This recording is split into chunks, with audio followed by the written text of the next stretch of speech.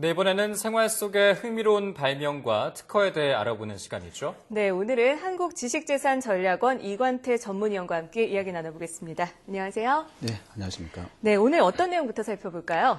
네, 전 세계적으로 지구 온난화 방지와 화석 연료 고갈에 따른 대체 에너지 개발에 박차를 가하고 있는데요. 그 중에서도 에너지 자원이 가장 많은 바람을 이용한 신개념 풍력 발전 시스템에 대해 소개하고자 합니다.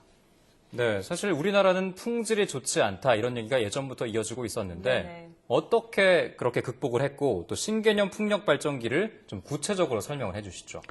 네, 맞습니다. 우리나라는 풍력 기술이 93년부터 본격적으로 시작되었는데요. 네. 하지만 풍량과 풍향 등 풍질이 우수하지 못해서 풍력 발전 기술을 저해하는 요인이 되었습니다. 네. 이런 문제점을 해결하기 위해 바람이 건물에 막혀 외곽 주위로 돌아 나감으로써 건물 주변으로 압력차가 발생하는 빌딩풍의 원리를 응용한 기술이 개발되었는데요. 네. 이 기술은 건물 안으로 바람이 흡입되면 난류가 층유로 전환되어서 내부의 벤츄리관 효과와 건물 주변의 압력차로 바람이 빠르게 빠져나가는 성질을 이용한 수직적 풍력 발전입니다. 이런 구조 덕분에 층별로 쌓아 올려 타워형으로 구축되게 되는데요. 수평축 풍력 발전기의 단점을 극복하고 수직축 발전의 장점을 극대화하여 네. 기존 수직축에 비하여 4배 이상의 에너지 효율을 갖고 있습니다. 네. 네. 네, 풍력 발전기라고 해서 기존의 뭐 산정상이나 바닷가 근처에 있는 그런 풍력 발전기를 상상을 했었는데 좀 많이 다르네요. 네. 네, 그리고 좀 궁금해지는 게 그렇다면 기존의 이런 수평축 방식하고는 이 수직축이 어떻게 다른 점이 있을까요? 네, 수직축 풍력 발전은 외부에 대형 프로펠러를 설치할 필요가 없어 소음과 진동이 거의 없으며 층별 개별 발전 방식으로 모듈화하여 유지 보수 비용이 적게 드는 장점이 있습니다. 네. 또한 방사형의 지풍관 구조에 의해서 풍질에 영향을 받지 않아 도심지 등에 설치하기에 적합한 방식입니다. 네, 이 풍력 발전소가 기대가 되는 게 사실 천연자연이지 않습니까? 그래서 조금 더 기대가 되는데 무공해이기 때문에요. 네. 그렇다면 국내에 이렇게 적용된 사례가 지금 있습니까? 네, 국내 모 기업에서 제주도에 설치하여 지금 실증하고 있는 단계고요. 네. 세계 최초로 지금 1호기 건립을 할 예정으로 알고 있습니다.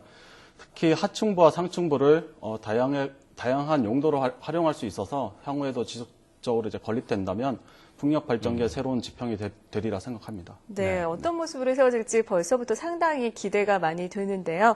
그렇다면은 이 타워형 수직축 풍력 발전 기술 이와 관련된 특허 출원 현황은 어떻습니까? 네, 90년대 초반부터 후반까지 간헐적인 출원을 이루다가 2000년대 초반에 급격한 출원 증가 추세를 보이고 있습니다. 2000년대 후반부터는 대형 풍력 발전기로 기술 흐름이 집중되고 있는데요. 특히 양력형 블레이드 구조, 통합 발전식 타워 구조, 일반 지풍관 구조, 고정형 가이드 구조 등의 출원 비율이 점차 증가하고 있습니다. 네. 그러나 뚜렷한 증감세를 나타내고 있지는 않습니다. 네, 지금까지 오늘 지풍관 구조를 활용한 타워형 수직축 풍력 발전기에 대해서 자세히 살펴봤는데요. 세계 최초로 이 1호기 건립에 박차를 가하고 있는 만큼 빠른 상용화를 기대해 보게 됩니다. 그럼 여기서 잠깐 이번 주에는 어떤 특허 뉴스가 있는지 살펴보고 계속 이야기 나눠보겠습니다.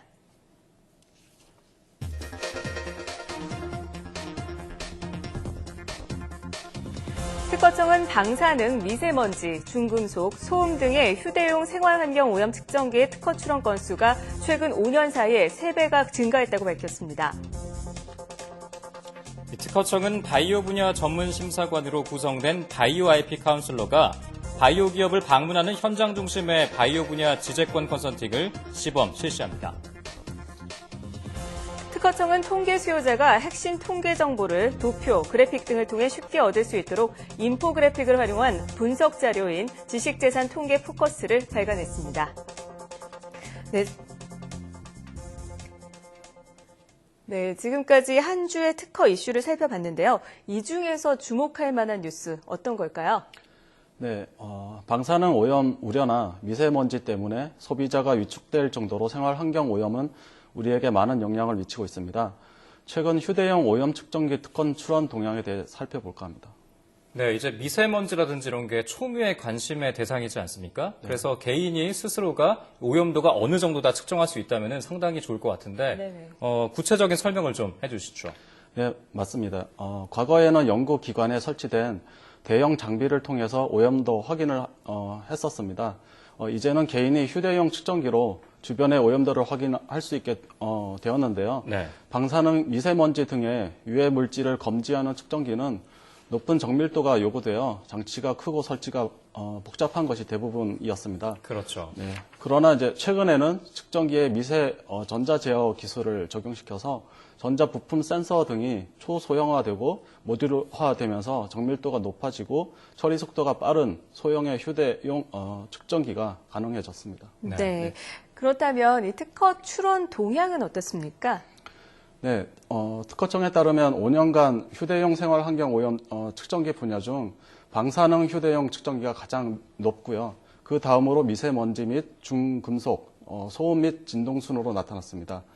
이러한 휴대용 생활 환경 오염 측정기의 특허 출원의 특징은 일본 원전 사고나 미세먼지 혹은 층간 소음처럼 사회적 이슈가 되고 있는 분야의 특허 출원이 증가하고 있습니다.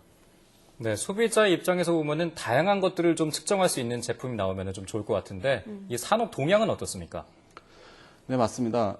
여러 가지 생활 환경 오염을 동시에 측정하는 범용성 휴대용 측정기와 스마트폰 결합형 휴대용 측정기 등이 최근 특허 출원의 추세입니다. 네. 설치형 측정기와 비교해서 휴대용 측정기가 현저하게 특허 출원이 매년 증가하고 있고요. 생활 환경 오염에 대한 관심이 날로 커지고 있고 이러한 점을 고려한다면 시장 규모는 점점 확대될 것으로 예상되고 있습니다. 네, 무엇보다도 이 생활환경 오염에 근본적인 문제들이 발생하지 않길 바라고요. 또 환경 오염의 측정뿐만 아니라 예방 및 문제 해결까지도 할 수 있는 날을 기대해 보겠습니다. 자, 지금까지 한국지식재작전력원의 이관태 전문위원과 함께했습니다. 오늘 말씀 고맙습니다. 네, 감사합니다.